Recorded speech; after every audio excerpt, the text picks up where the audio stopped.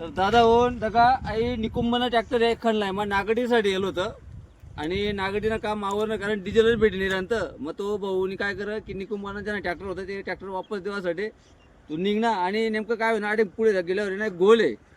तर गोलवर बस ही राहते आणि बस आल्यामुळे ते बसवाल्याने हारणं वाजा तो हारणारा आवाज मग तो भाऊ चमकाय घ्या आणि डायरेक्ट ट्रॅक्टर वरकनी माझाही पडणार. तर वरकनी मध्ये जावामुळे डायरेक्ट एवढा बेकार त्यांना अपघात व्हायले की त्यांना पुरं चेचेर बिचेर एकदम खतम होई राहिले काहीच राहिलं नाही त्या ट्रॅक्टर मा.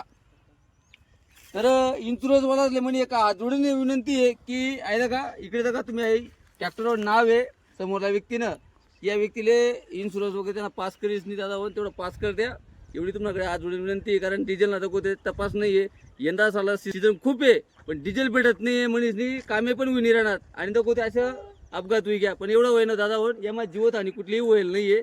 एवढं चांगलं होईल. एखादा लोक देतात तो तरी इथं लोक बघायला आले लोकांना कसं